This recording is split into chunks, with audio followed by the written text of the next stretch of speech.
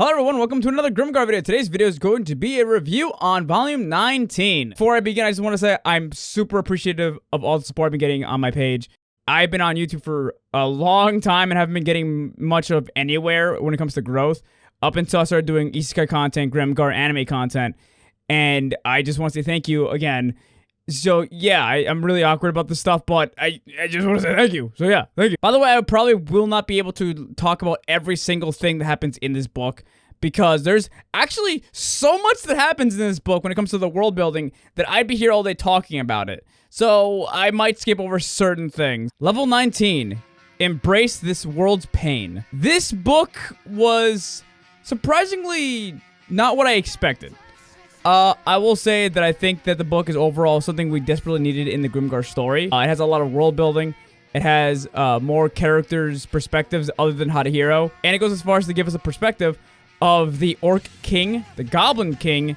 It even gives us a perspective of Jin fucking Mogus, which, who the fuck asked for that? Don't get me wrong, I'm happy with it because, like, I like knowing more about characters. But fuck Jin Mogus, like, what the hell? We also get to see what the Tokis have been up to. We also get to see the perspective of Renji's party through the eyes of Adachi. We also get to learn a lot about Adachi in the chapter, which, I mean, out of everyone in Renji's party, Adachi was probably the one we had the least information about. For example, his Wikipedia just says that he's a part of Renji's party, and his personality seems to be someone who's impatient, doesn't like to wait. That's it. That's all we got. So giving him some more backstory actually does make a lot of sense.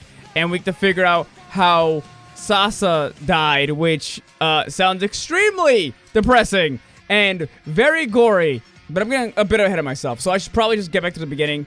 Haruhiro, after the last volume, straight up starts where he left off. And Haruhiro in this book is mentally just checked out. He's done. He is kind of suicidal, and, well, not kind of, he is suicidal, basically, because he's basically lost almost everything. He lost the woman he loves, someone he saw as his younger brother, Kuzaku, who was then brought back to life, and we get more on him later. And we also lost Satora, which, well, she's not the closest person to Haruhiro, but it's still someone that Haruhiro cared about, and his mind is basically just broken at this point. He even has a point where he starts mentally breaking down, and Ranta and Yume have to actually comfort him for a little bit.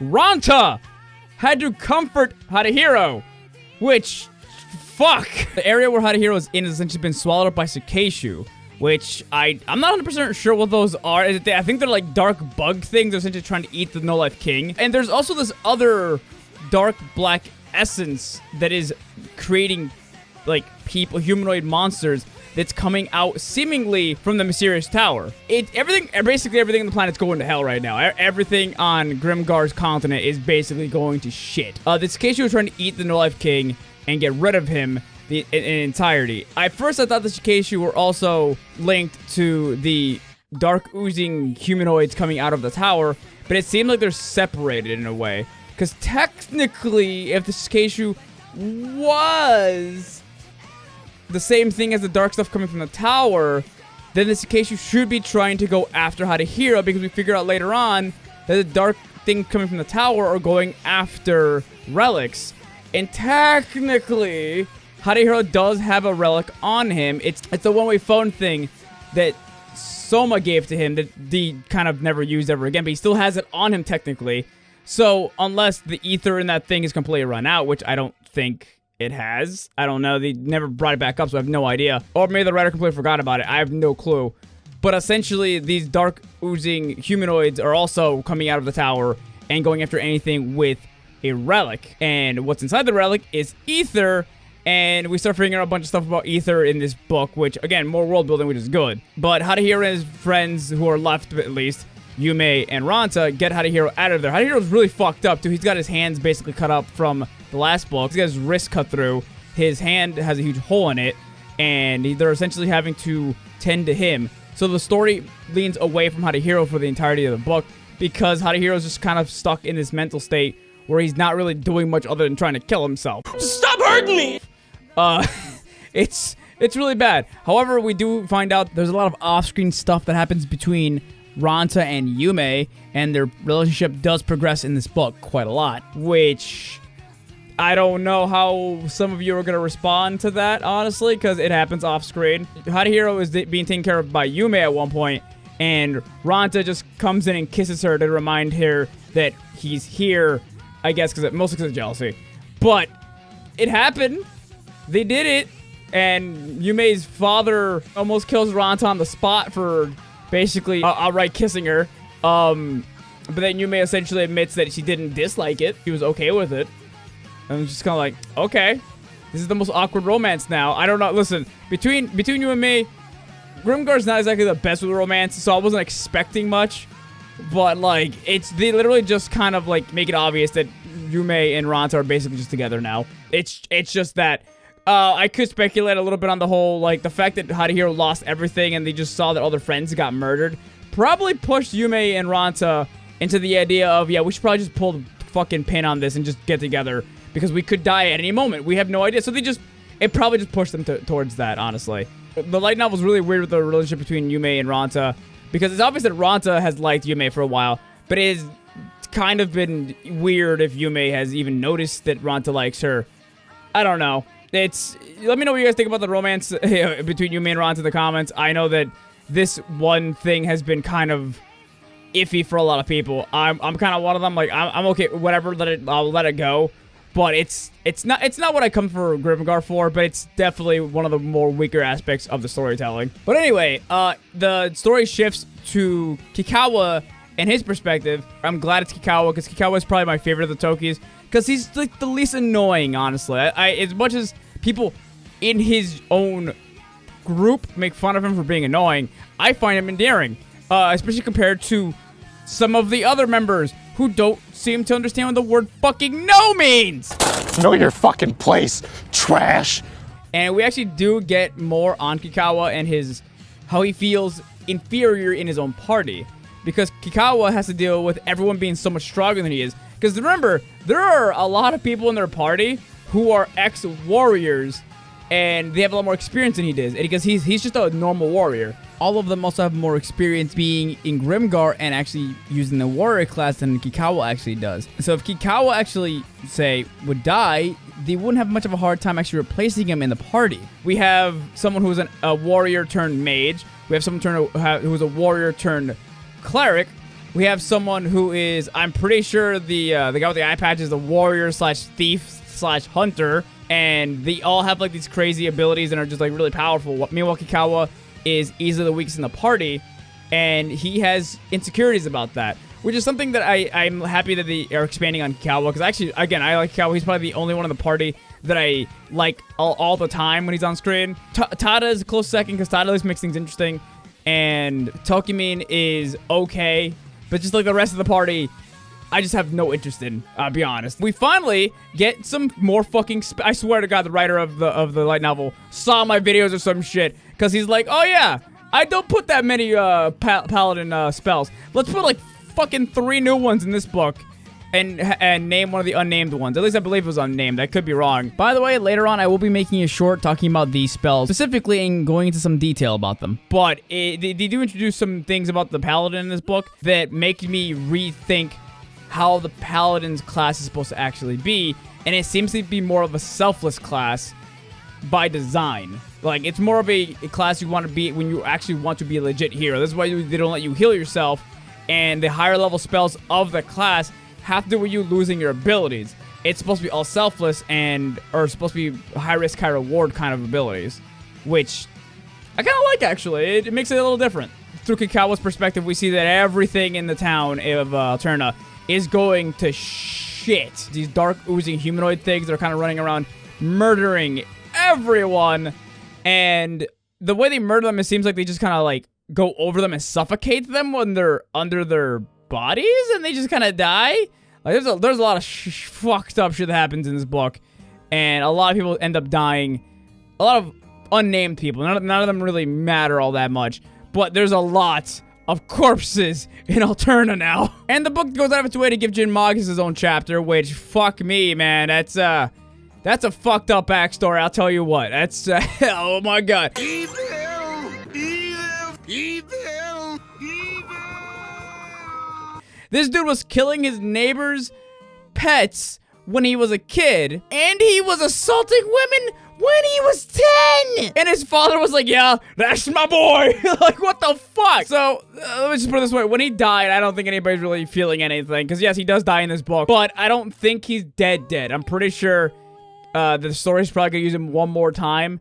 Because he has one more use of his relic on his finger.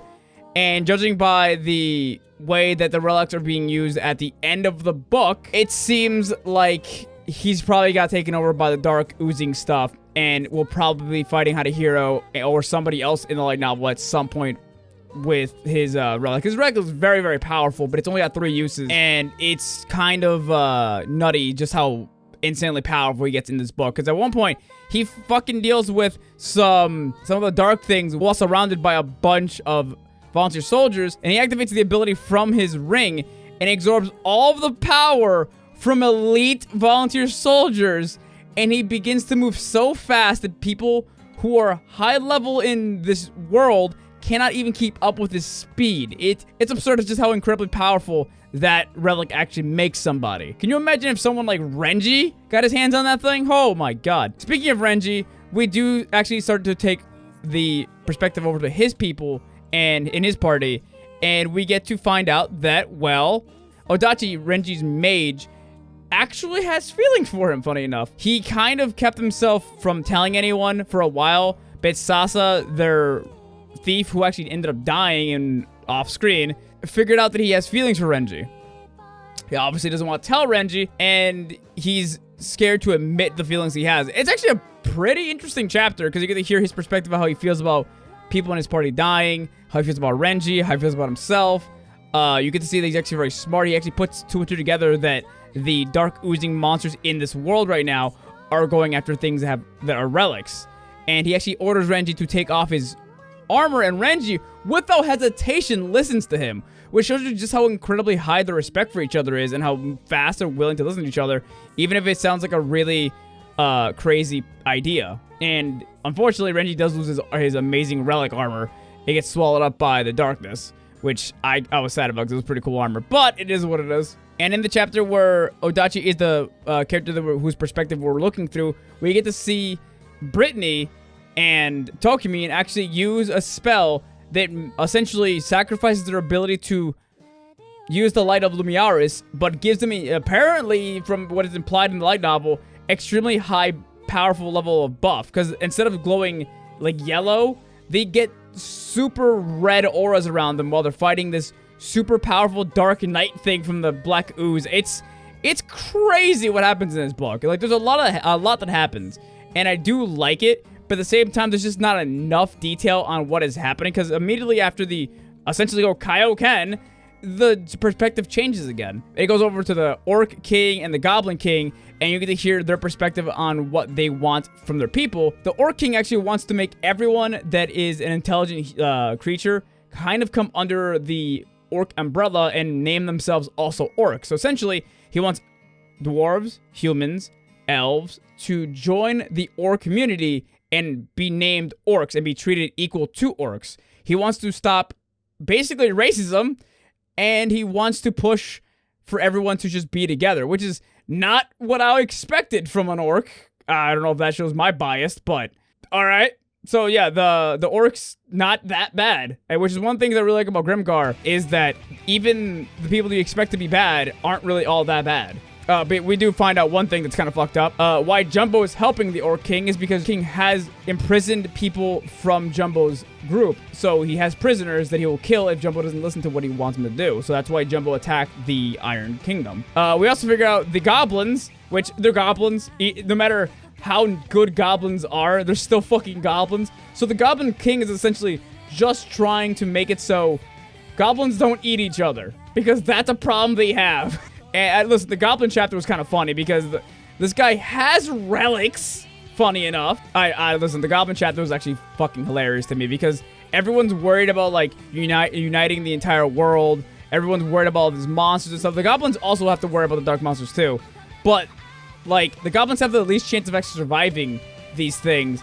And as funny as it sounds, it's just like the Goblin King is just worried about, like, just not letting lower level goblins eat each other, which is just fucking hilarious. Everyone's worried about racism and all this other shit. He just wants cannibalism to just stop, which is like, Jesus Christ, man. The goblins will have a while to go before they actually have any actual footing in, like, intelligent society. It's kind of fucked up.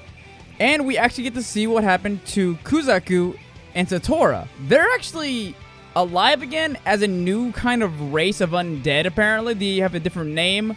And from what I can tell, physically, they don't look deformed or anything. They're basically just how they were before they died physically.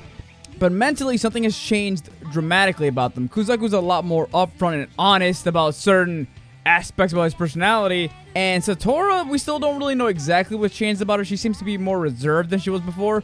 But you see a little bit of a side to her that kind of makes you question what the fuck's going on with her. But I think I'm going to take that chapter and actually make an entire video about that in the future, because there's a lot to talk about how they've changed subtly. And finally, I'm going to go back to Haruhiro, because this is the final chapter, essentially. They go back to Alterna. They find all the immense amount of dead people in Alterna.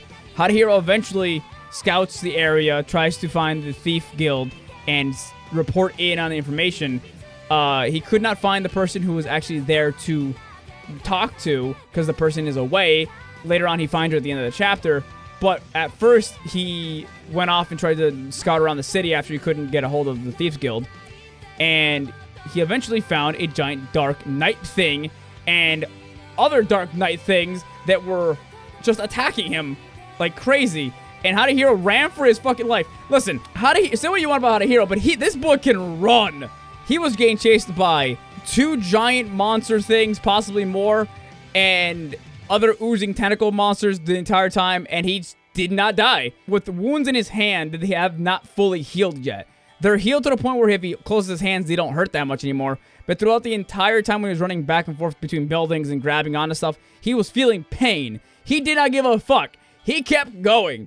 And he was dodging back and forth, going through buildings. Eventually, he got to a place where it leads down into a sewer area because the lady who was supposed to be at the Thieves Guild was off somewhere else. She found Haruhiro, led him to a sewer, and they got away from the dark monsters.